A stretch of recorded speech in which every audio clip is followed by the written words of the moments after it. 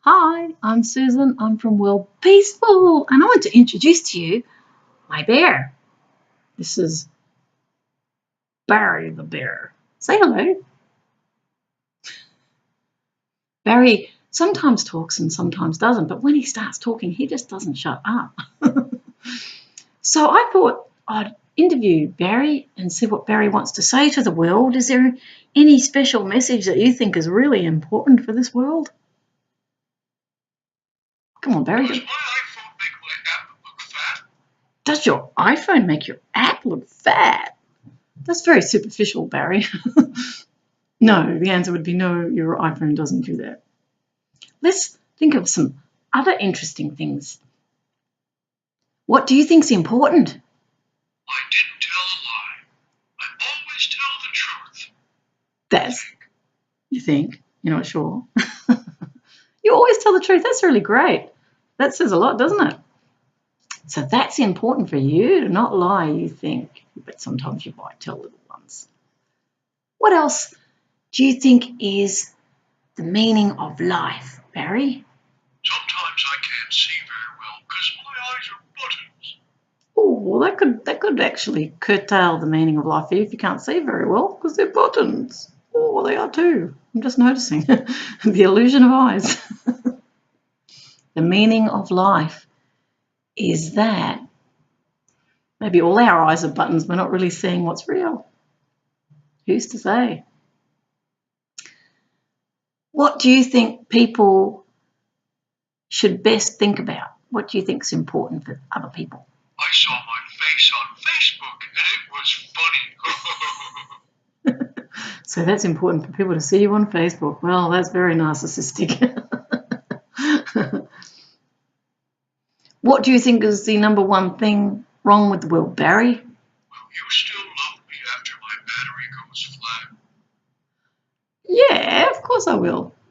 So that's what you think is important for the world, is to hug their bears and to keep loving bears even after their battery goes flat. Okay. Well, I think that's probably what everybody needs, is a teddy bear. Maybe we're all feeling a bit insecure. What do you think? Does this fur make me look fat? No, fur looks good. No, it looks really tight. Can I hold your smartphone? I like staring at the screen. Yeah, sure. You can hold the phone. And you can stare for hours if you want, and everybody else does. Join the rest of the world. But how smart is a smartphone, I wonder? I love hearts because I love hearts. That's really profound, Barry. I love hearts too, and I feel them a lot. When I go out clowning, they all come out of my head in actual fact. How about you? I'm Teddy Bear, and I love you. Oh, I love you. I love you too. Oh, teddy bear. You can come to my teddy bear's picnic with all the other teddy bears. Do you love me? Please tell me again. Again. I love you. And again. I love you. And again. I love you. Again. I love you. I love you. I love you. I love you. I love you too. Oh, aren't you gorgeous? He's a beautiful bear. You feel so nice to pet. You're lovely. What's going on in your little bear brain? I love big fluffy unicorns dancing on rainbows. Now I think you've said that. I think you're now falling into the dementia state of repeating yourself. So do you want to say goodbye to the nice people? Will you put me in a funny place and post it on Facebook? I think you need to go to the funny farm. We'll post you on Bumble. So I want you to say goodbye to the nice people. Bye. Bye. Great ventriloquism, not.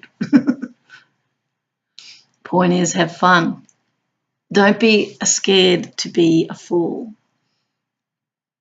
Don't mind playing and sounding stupid. I do it all the time. And I love it. It's not about the entertaining of other people. It's about having fun yourself. And the real entertainment is not watching TV or even the internet, but actually creating and playing with thoughts. Even if they sound silly, You never know what can come out, you know, from play and experimentation. So I played with Barry because Barry made me laugh before. I was laughing my head off. My friend came up to me with Barry and started pressing his buttons. When you press these buttons, all this silly stuff comes out. And obviously Barry's an American bear because you can tell in some of the things he says. You can hear the culture, different culture. I wonder what an Aussie Barry would be. See, a beer comes to mind. A beer for Barry. And that's the thing with alcohol, you know, it's like we don't need these things to make us feel good, to make us feel happy. I know when I was a clown, and I think I'll always be a clown, we just played with everybody in innocence, you know, it was just fun. And said stupid stuff. I mean, I've said some really stupid stuff. And I look back on it and I go, oh, God, why did I say that? You know, I remember going up, this is some of the embarrassing moments. I can remember going up to a guy and it was actually a doctor. It was in a hospital. And I just went to massage him. This is the beginning when I first started. It was literally my first time clowning. He just actually panicked. He panicked. And I didn't realise that some people have fears. He had fears of being touched because what he said was, don't touch me, don't touch me. And I went, oh, I'm sorry, and I backed off. You know, this was as a novice clown. I had no idea how to interact. Now I know when you have a massager, you actually show them and then you massage their back. Let them give you permission because everybody's different. Some people are really welcoming of clowns and they play with you. Other people might have certain phobias or they may have certain fears around that sort of close contact because we hug people. So you put your arms out to hug and you wait till they, you know, show a sign they want to hug you back. So that you hug them and you give them a beautiful hug. I typically don't hug too close, so I tend to, you know, like I'll hug a little bit and pat them and then I let go because I don't want people to feel smothered because everybody is different. I like big hugs, like close hugs. And I know on that first clown experience, oh my God, there was I think it was a guy. He was in traction. It's like this, and he had this thing on his head, like, you know, prongs in his brain, and his arms were held up. It was like the stocks. And I always feel embarrassed when I think of this. I went, oh, you look terrible. That's the last thing you want to tell someone when they're actually feeling really bad, you know. But this was me learning how to be a clown. I didn't know. I just let things come out because it's very spontaneous clowning. And after a time, you learn to be a bit more sensitive, you know, to be respectful, much more respectful of people's space. But the key thing is to get them to have a bit of a break from their own pain and suffering in the hospital and, you know, to play with you. I mean, we've done a wedding ceremony. One of the patients became, you know, the husband, and the other clown doctor, she became the bride, you know, and we married them. Did a ceremony and got the nurses in. Come on, we need witnesses. Getting married, woohoo!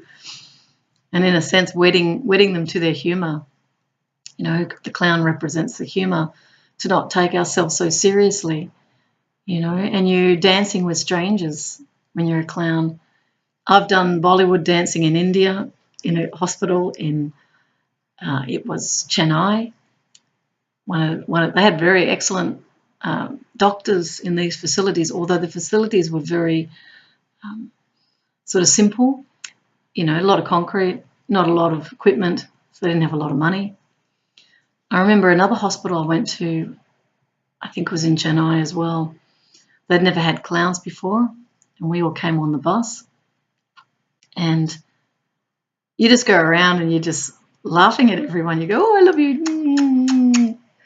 Send love to them all. And I remember I sort of separated from the group and I just started to clown with a group of, it was actually all women, and they had mental health issues. You could see some of them had real traumas. They were sitting on the floor. It was a concrete floor in the open. And so I had my jester's hat, so I just took my hat off and put it on one of the people. I go, oh, you look gorgeous. And you put it, love glasses onto their faces, you know, and you smile and you laugh and you play with them. You make it up as you go. I have props, so I have, like a twirly ribbon. I can do that. I can juggle.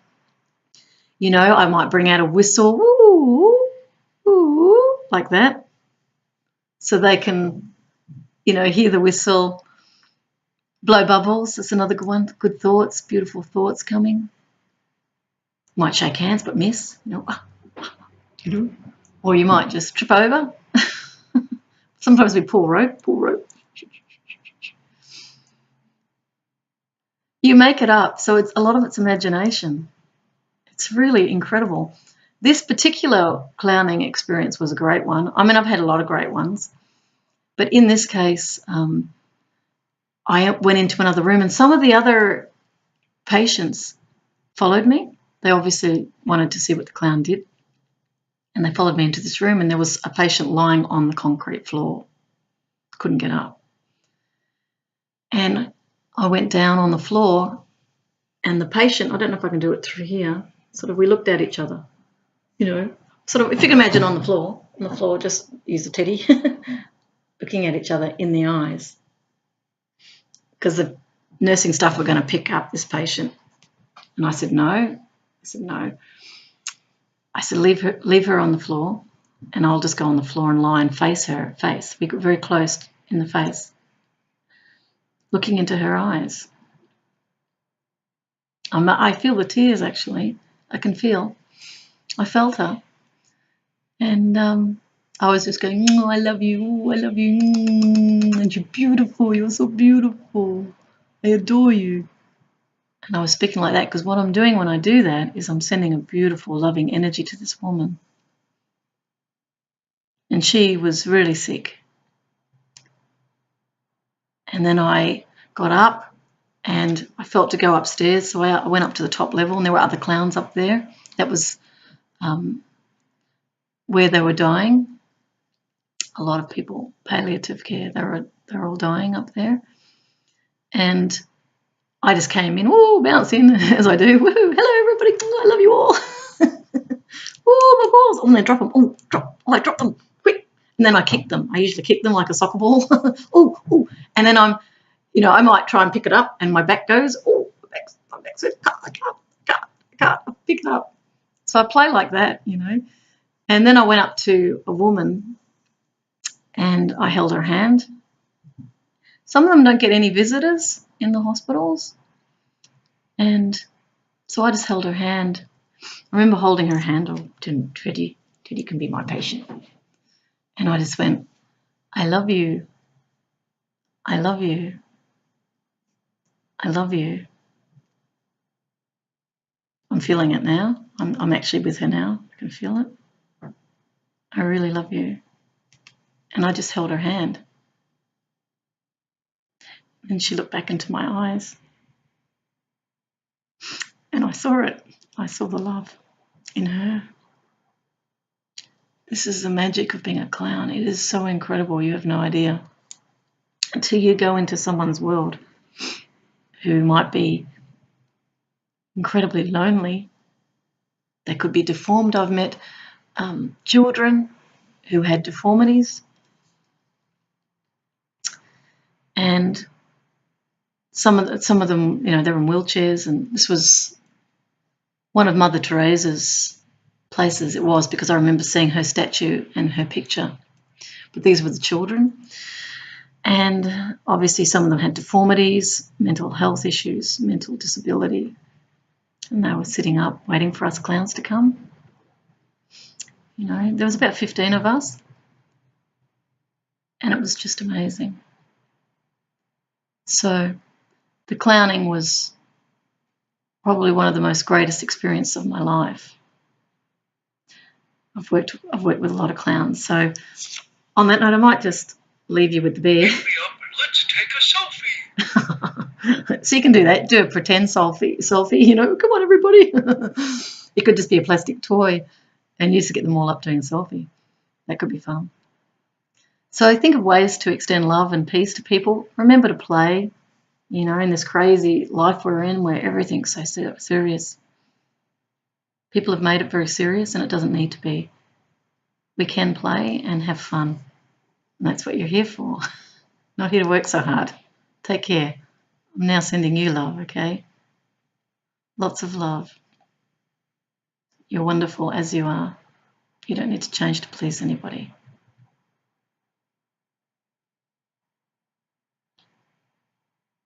You are someone's dream.